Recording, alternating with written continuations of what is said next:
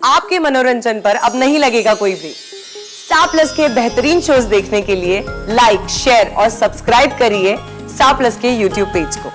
आज मैं अपने घर छोड़कर नहीं जाऊंगी, यही रहूंगी, और तुम्हारा बर्बादी देखूंगी। मैं बददुआ देती इस घर में मेरा बेटी का दिल टूटा, उसके आंसू नहीं रुके, उसी घर में तुम्हारे बेटे का भी दिल टूटेगा,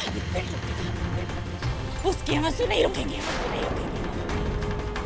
अरे वो अपने घुटने के बल में मेरे घर में आएगा, मेरी बेटी के सामने गिर के आएगा, लेकिन मेरी बेटी तब हाँ नहीं बोलेगी, वो ना कहेगी, ना कहेगी, ना कहेगी।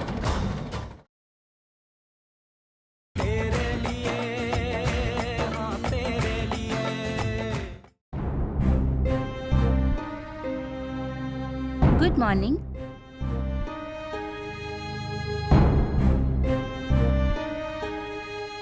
अभी आप ठीक हैं, डॉक्टर आ जाएंगे फिर आप घर जा सकती हैं।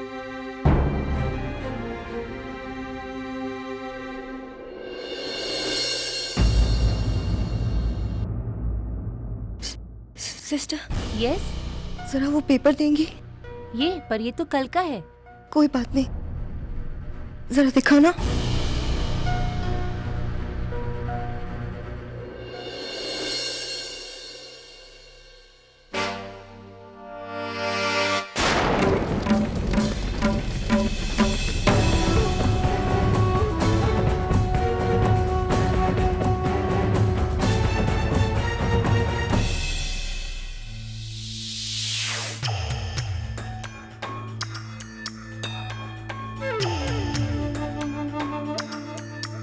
एक बात पूछूं?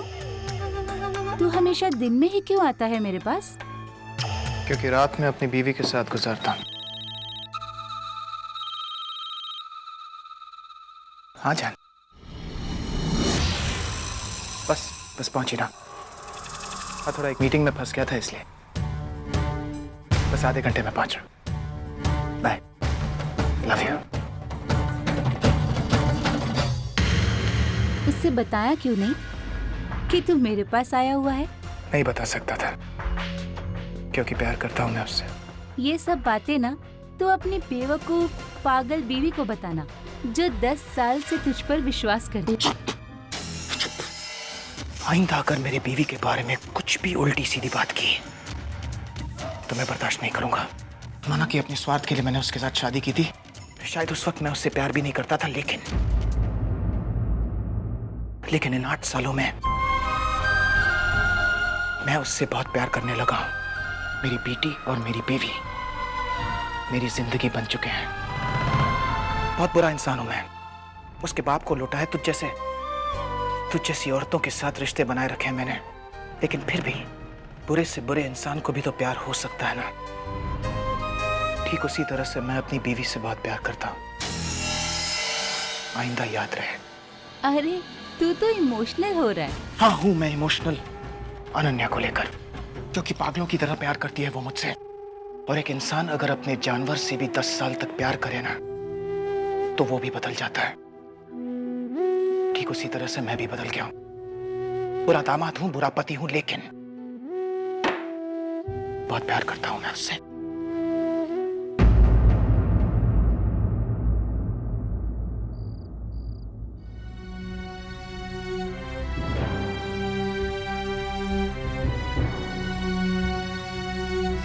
I love you. But I'm not in love with you. इस घर के साथ, तेरे साथ मेरा जो भी रिश्ता था, वो अब टूट गया। ओनू के साथ मेरे सारे रिश्ते टूट गए।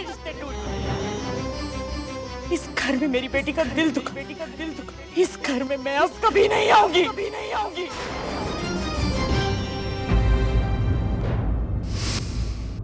जो हो रहा है बहुत गलत हो रहा है। ओनू समझ नहीं रहा है कि वो कितनी बड़ी गलती कर रहा है। किसी और से शादी कैसे कर सकता है? उसकी शादी तो हो चुकी है, भले ही बचपन में हुई हो, उसकी मर्जी के खिलाफ हुई हो, लेकिन ब्राह्मण और मंत्रों की साक्षी में उसने तानी को अपनी पत्नी बनाया है। उस रिश्ते को झुठलाया कैसे जा सकता है? कैसे समझाऊं उसे? एक तानी ही है जो कुछ कर सकती है, लेकिन तानी से भी पहले मुझे दी से बात करनी होगी, अभी इसी वक्त।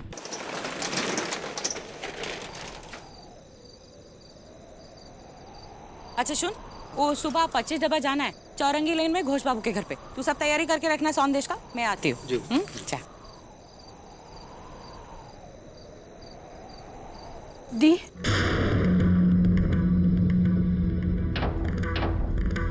दी मेरी बात सुनो ना।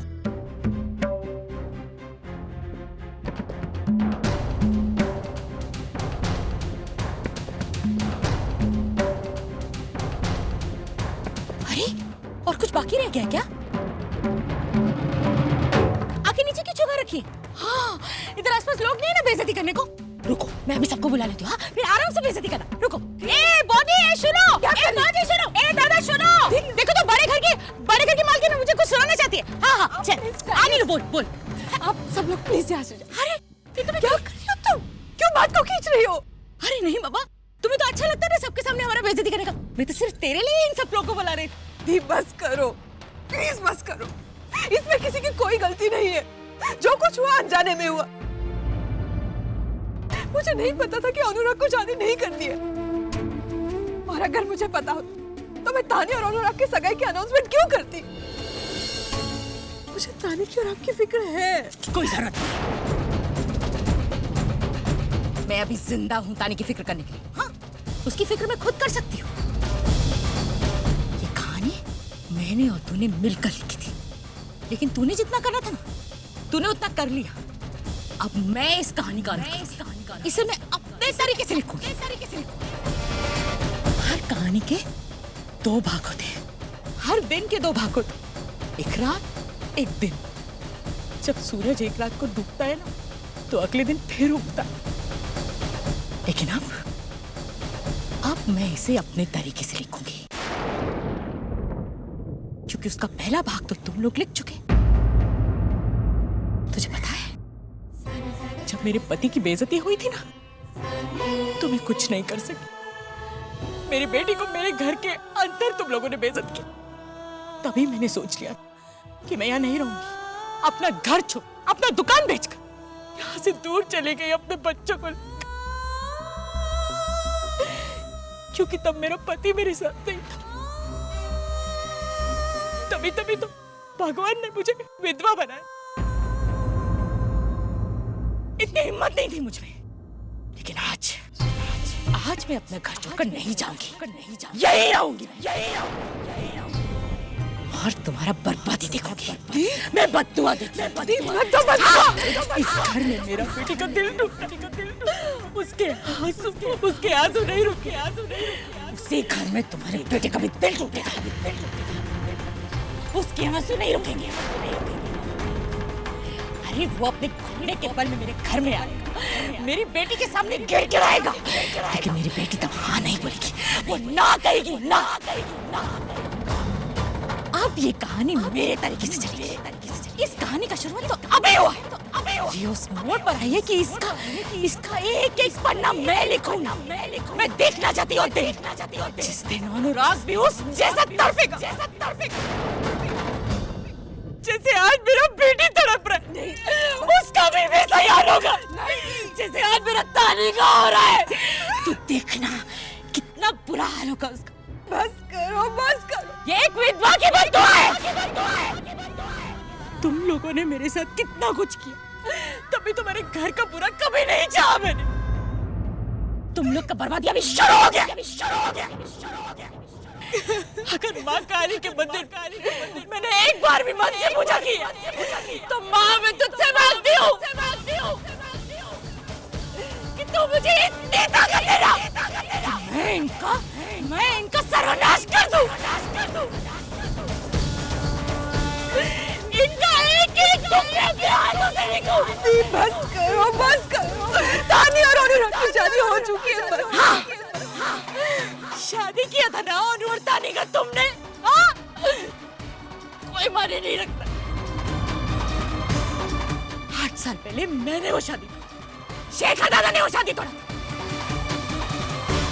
लेकिन तानी वो गलत फहमी में जीती।